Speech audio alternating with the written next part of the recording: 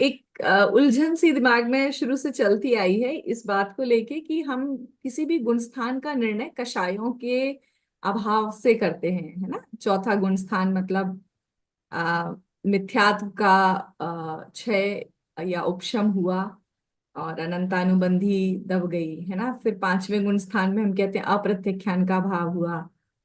फिर छठवें सातवें में हम तीनों कषाय चौकड़ी का अभाव मानते हैं। तो ये बहुत क्लियर नहीं है, एकदम अचानक आ गया, लेकिन ऐसी ही एक वो रहती है कि फिर हम शुद्धोपयोग को आधार क्यों मानते हैं छठवें सातवें गुण स्थान का, कषायों के ही सद्भाव और अभाव को क्यों नहीं मानते। क्योंकि अभी तक तो हम वही मापदंड मापते आए हैं गुण स्थानों के लिए। तो छठवें सातवें जो प्रमत अप्रमत गुण स्थान हैं, ऐसा विचार कई बार आया मुझे कि हम वहां पर कषायों को क्यों नहीं ले रहे हैं, हम शुद्ध और शुभ उपयोग को क्यों मुख्य कर रहे हैं। ठीक है, पता आपका नहीं प्रश्न प्रश्न मुझे। वैलिड भी है कि नहीं पंडित जी, मुझे नहीं नहीं, नहीं मैं बता मालूम। देता हूँ, आपका अभिप्राय समझ में आ गया मुझे। देखो, जी। ऐसा है, कथन करने की पद्धति चार प्रकार से होती है, जिसे हम चार अनुयोग कहते हैं। अनुयोग वह कथन करने की शैली का नाम है। कि भाई प्रथमानुयोग में हम बोलते हैं कि भाई इन्होंने राजा थे, दीक्षा ली, मुनि बने, मोक्ष गए। लो साहब, इनमें तो कोई गुणस्थान भी नहीं आया और कोई किसी प्रकार से किसी का उल्लेख नहीं आया, ये प्रथमानुयोग है। फिर इसके बाद में चरणानुयोग होता है, तो हम उसमें बताते हैं कि देखो ये अष्टमूल गुण पालते थे, ग्रस्त अवस्था में रहकर संयम से रहते थे, तो ये हो गया आचरण। और इनके बाद में मुनि बने तो 28 मूल गुण पाल रहे हैं, और अनेक प्रकार से समिति गुप्ती परिचय जय वगैरह कर रहे हैं। ये चरणानुयोग की शैली हो गई, इसमें भी गुणस्थान नहीं आया।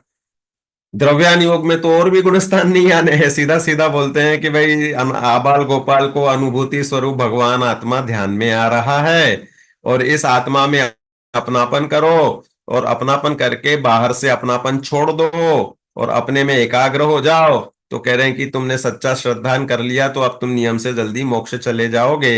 ये द्रव्यान योग की शैली है। और कर्णान योग की शैली है, वह केवली वचन वाली शैली है। हम किसी के माथे पे लिखा हुआ नहीं देख सकते कि भाई ये चौथे गुणस्थान वाला है और ये सातवें गुणस्थान वाला है। बाहर में मुनि दीक्षा दशा हो और गुणस्थान पहला हो सकता है, और यहाँ घर में बैठा हो और चक्रवर्ती जैसा वैभवशाली हो और चौथा गुणस्थान वाला हो सकता है। तो ये कर्णानुयोग है पैरामीटर, जो गहराई से बताने वाला पैरामीटर होता है कि इसकी तीन कषाय चौकड़ी गई है, इसकी दो कषाय चौकड़ी गई है, या एक कषाय चौकड़ी गई है। इन कषायों के माध्यम से श्रद्धा और चारित्र गुण की तरतम रूप अवस्थाओं को बता देते हैं। और भी अनेक गुण हैं, लेकिन मुख्यतः मिथ्यात्व, अविरति, प्रमाद, कषाय, योग, इनके अनुसार ही गुणस्थानों का वर्गीकरण हो जाता है। मोक्ष मार्ग का पूरा निरूपण इन पांच बंध हेतुआ से ही होता है। मिथ्यात्व, अविरति, प्रमाद, कषाय, योगा, बंध हेतुआ। तो इनके जैसे जैसे क्षय होते जाते हैं, वैसे वैसे मोक्ष मार्ग में प्रवृत्ति होती है। अब हम कथन करने के लिए बोलते हैं कि सुखी होने का नाम जैन धर्म है, और सुखी होने की विधि अपने आत्माश्रय से होती है। जहां आत्माश्रय होता है वहां धीरे धीरे शरीर से ममत्व हटता ही हटता है। ममत्व हट गया तो चारित्र होता है। तो चौथे गुणस्थान वाला अन्याय, अनीति, अभक्ष छोड़ता है, सम्यक दर्शन के 8 अंग पालता है। इसे ही सम्यक्त्वाचरण चारित्र कहते हैं। चारित्र पाहुड़ में कुंद कुंद आचार्य देव ने लिखा। और इसके बाद में फिर संयमाचरण चारित्र पंचम गुण स्थान से शुरू होता है, जिसे हमने फिर कषाय चौकड़ी के भाव में कहेंगे तो कि भाई इनकी अनंतानुबंधी भी गई और अप्रत्याख्यानावरण भी गया। ये कर्णानुयोग की शैली हो गई। तो कर्णानुयोग का जो विवेचन होता है वो परम सूक्ष्म विवेचन होता है। केवली भगवान ने बताया हुआ होता है, उसे हम अपनी छद्मस्त भूमि से कि मैं इनकी दो कषाय गई कि एक कषाय गई, मैं ऐसे पता करना चाहूं, तो वह अपने रूप में नहीं आता है। तो इस रूप में ये कथन करने के लिए ये चीजें चारित्र की मुख्यता से बताई जाती हैं। और जैसे जैसे भूमिका सुधरती होती है, वैसे वैसे धर्म की प्रवृत्ति बढ़ती है। तो ये तो सेल्फ, खुद के अनुभूति से, स्वयं के आनंद रस की गहराई से हम मान सकते हैं कि हम उस मार्ग पर कितना बढ़ रहे हैं, कैसे बढ़ रहे हैं। और वह सबका स्वयं अपने अपने। देखो, जिनवाणी के स्वाध्याय का एक महत्वपूर्ण फल है कि हम अपने परिणामों को पहचानने लगते हैं।